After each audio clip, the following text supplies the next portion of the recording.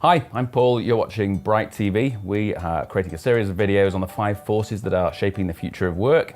In this video, we're looking at the disappearance of the middle skilled roles, and I'm here with David, our futurist.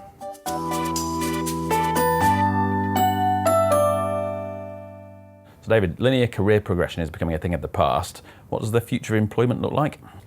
Well, if you look at the way companies are restructuring around networks as opposed to hierarchies, then you can see for a start there isn't a clear line anywhere. It's in lots of different directions, a network, as opposed to sort of vertically oriented hierarchies, the old military model. So number one, it's very hard to see a linear progression in that sense. Others, looking ahead, we can see that people will have probably 18 careers in their lifetime, folk at work right now, so that's pretty hard to do in a straight line. Therefore, we need to acquire skills ready for our next career. And many folk looking at HR are thinking about multiple careers simultaneously. So not literally focusing even on one discipline for any great length of time. Job areas will come, they will go, and we need to be incredibly flexible if we're going to manage that. And of course, acquiring skills sometimes means moving sideways anyway. It's a very logical, successful way to build general experience ready for your next role. So what does that mean for an employee? Well, for an employer and an employee, it's an incredible challenge. If you think about automation, which is one of the things that are meaning the roles are changing, where the human being fits in, we've gone through manual, clerical, managerial, now professional automation with new tools that we haven't seen before. But if you were a manual worker, the arrival of the tractor put you out of work.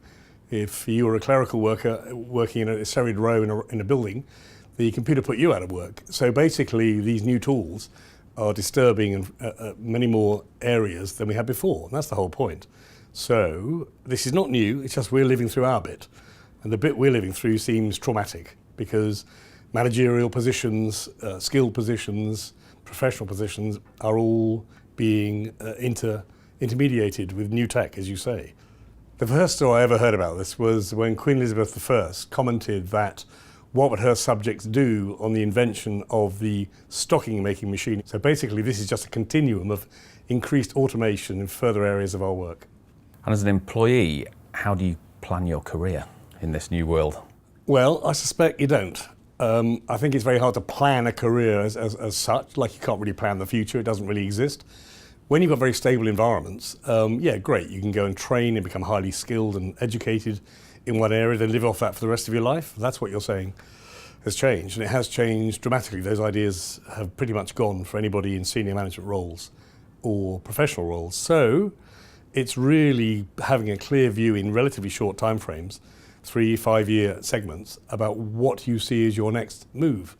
And unless you can predict which technologies are going to take off and what areas of your work are going to disappear, I suspect you can't do it for any longer than that. So what is the answer? It's being nimble and agile of mind. And that's something quite hard for many people because humans don't like change. And with IBM and Watson, they're talking about a computerized or artificial intelligence in the boardroom in most companies. Does that remove the need for leaders coming through the business? No, the interesting thing is that technology will replace a lot of people, but the people who remain will become much more productive and capable as a consequence of using artificial intelligence, software, robotics, predictive and prescriptive analytics. So all of those tools that we find quite frightening today or difficult to even comprehend, those that remain have got to be unbelievably good, and that includes people in the boardroom. So the idea of saying I don't touch technology and we leave that to others is really not acceptable. Everybody stewarding any sort of business or organisation has got to be really comfortable using and talking about technology in the future to get the most out of it and to run the firm. So David, in this changing landscape, how do businesses and business owners in particular position themselves for success in the future? Well, probably the most important thing is to help everybody be agile and flexible of mind. So teaching people how to unlearn old ways of doing things, helping people to embrace new ways in a way that's really energizing. It's a great way to introduce new employees to your thinking. I think a lot of people will be attracted to come and work for an organisation that is thinking ahead and trying new ideas out and embracing new technologies so you can attract smart talent. They're not going to want to see serried ranks of green cathode ray computer screens in your world.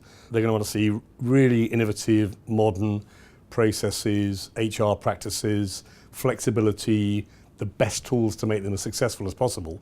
That means embracing tech, it means being flexible of mind, and allowing people perhaps even come in to do things a little bit more their way, as opposed to some regimented idea. So lots of new ways of working, quite uncomfortable, quite difficult, very rewarding.